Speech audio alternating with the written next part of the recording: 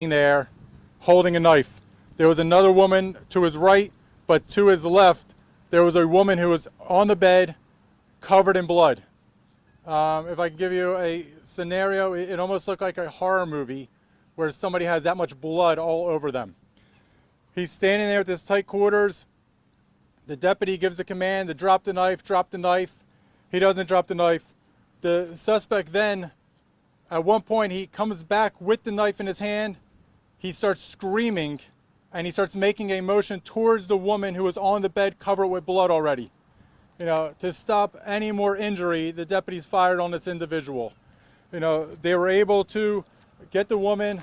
She had multiple stab wounds. We believe around 15, if not more than 15 stab wounds. They put a tourniquet on her immediately, the tourniquet to stop the bleeding.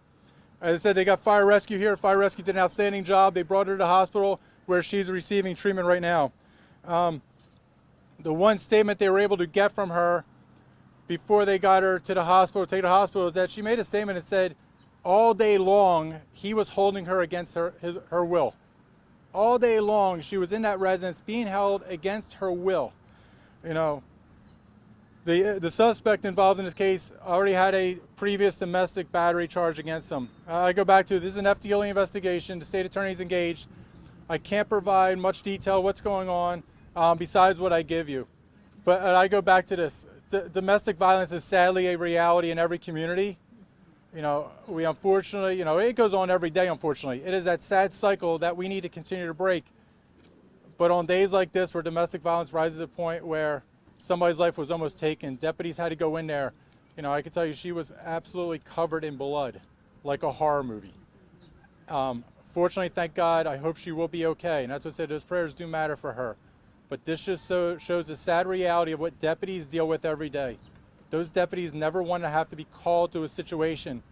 But I go back to the statement, if not them, who will? Who will respond to that woman who is being killed in a domestic violence situation except for those law enforcement officers? They had to take action that no law enforcement officer ever wishes to do and has to fire their weapon. But they had to save her life. And now those deputies will live with this tragedy for the rest of their lives. We're getting them treatment. We're going to get them mental health treatment for them and for their family. But we also will get treatment for that victim, because that victim never wished to be put in that situation. That victim never wished to be stabbed numerous times by somebody that she cared for, that she thought loved her. That woman never wished to have to put a tourniquet on her by deputies to save her life and get her to the hospital. This is the sad reality of what we live with in this world. Domestic violence, mental health, substance abuse issues. This is the real crisis in our society. This is the real crisis in our country. And if we don't address it, we're going to continue to see these crises go on and continue. So with that, any questions, I hope I can answer them. If I can't, I just want to provide you that information right now of what we have, what's going on, because I know in this area, there's a lot of law enforcement out there going on. And I'll tell you why this is going on. We had domestic violence calls going on while we're handling this situation. So crime doesn't stop, issues do not stop, because we're handling a tragic situation right up here. Is there anybody anything I can answer? How did the call originally come in? It came in as a disturbance, but it very quickly upgraded to a stabbing. That was the information I have right now. We can get you that information once the FDLE releases it. But from one of the deputies that was on scene, that was not involved in the shooting, that was arriving, that had heard this over the radio, he made a comment to our colonel and said, Jeff Harrington, he made a comment to him and said, this was the real deal. You knew when the call was coming out, this was going to be a serious issue. And so from the 911 call, from the dispatcher, it goes back to kudos to the dispatcher. Kudos to them that have to receive this call, because you talk about mental health and stuff, mental health and stress, things that they have to do with. Those dispatchers and those call takers, they lived with that call. They lived with hearing somebody screaming in the background for their lives. And then they're on to the next call.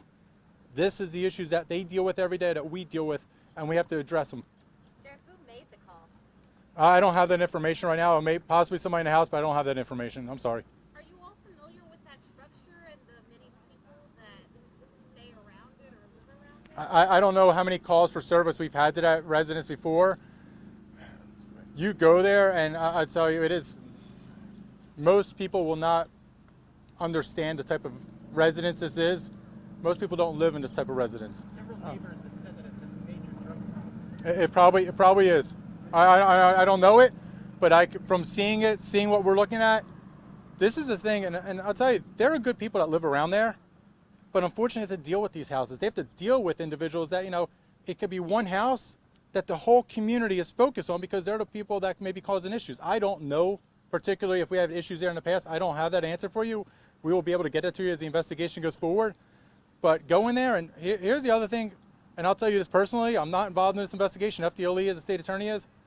It baffles me that there are people there, that this woman's being stabbed, this woman's possibly dying, and there are people there, and nobody's willing to step up to put their lives to protect hers. It had to be us. That's what we do. That's what we're called for. But we're human beings. Sometimes you got to put yourself in harm's way to save somebody else. I don't know how you live with yourself if you don't. So was the other woman, is she getting any repercussions because she was there? Or? No, yeah, we're still going through the investigation now. We don't know all the story. There was numerous individuals that were wandering around. I don't know if someone came in, came out. What I'm told is that there were people there during this incident, and I can't imagine that because that 911 call, we were the first ones to know that this was happening. People there must have known, but I'm just giving you my point of view. There's a full investigation that's going to happen, but this is from what I saw so far as a human being, these are things and my emotions that are going through, but it goes back to the facts. We have to investigate it. We have to go back to the facts, and this is what law enforcement does. We live in a society that everything comes to you in less than a tenth of a second because you just Google something real quick. You can't Google an answer to an investigation like this very quickly. We have to go through and do a full investigation, and once we get the full investigation done through FDLE and the state attorney, we'll be able to present that to you. What are the officers that are involved, what kind of mental health are you going to give them? Well, one of them I know is getting brought to the hospital right now because checking on a condition due to the incident. He should be fine. Thank God, hopefully he will be fine, but he's being checked out. So we have a family support network. That family support network is comprised of chaplains, comprised of members that have gone through critical incident training and other training. What they do is they go out there and we deal with the human side of this individual, the human side of the deputy, because they've been through that tragic incident. We reach out to the family and say, what do you need right now? Because every law enforcement officer's family in Tampa Bay, they're watching what's going on, they're hearing what's going on, they're thinking that could be my loved one. And unfortunately, we just saw 3 heroes, that went on to heaven, whose family are missing them here in our community. And every one of our families is going, oh my gosh, is it my loved one next? And so we have to make sure that we get support for the families because they were just in that situation. We got to get support for them. And that support doesn't just last for a day, it continues on because we all, I tell you, all of us up here, I can tell you we've been in critical situations. We all relive things over and over again, and it's how you can handle yourself and deal with that. That's how you get on as a human being. And I know for those 2 individuals, they're going to be reliving this for many years to come. What's the relationship between the victim and I can't get into detail because it's FDLEs and state attorneys, but very close, intimate relationship. They knew each other very well. I'm not sure. She was just maybe somebody who lives in the facility of either within the structure or within one of the tents that was outside of it. So is it like a homeless camp? Is it Pretty much it is I would say these individuals do not have permanent residence. They're staying in these tents because this is where they're staying, sleep, putting their head to rest. So is the house considered abandoned and they adopted it, or is there an owner to the house and he lets them live around? That's what we're trying to figure out. I don't know. Just looking as a human being, it's dilapidated. It looked like it's falling apart. If we got hit by a bad hurricane, that structure would not stand. What happened when the deputies arrived? Was the door open? Did they knock the down? That's what I know they're going to go through the body-worn camera right now. I'm not sure if anybody, was helping them to say, hey, I need you to go this way. There probably was somebody saying at least, hey, whoever called 911. I don't believe it was the woman. I believe it was probably somebody else. May even said, hey, they're in the back. I'm not sure if another woman or another man was stopping this individual, the deputies, from coming in or not. That's still part of the investigation that we got to figure out. Did both officers fire? Yes. Yep, 2 officers fired. Did they use their service weapons? Yes, they used their duty weapons. And is that person now deceased? The person that was shot? I can't get into that right now. That's FDLE's investigation and state attorney, so I can't get into further about that. He said he had some sort of record, domestic violence record in the I just know we had a from what the detectives told me very quickly is that he had a prior domestic battery charge. All right. Thank you all very much. I appreciate it. Thank you.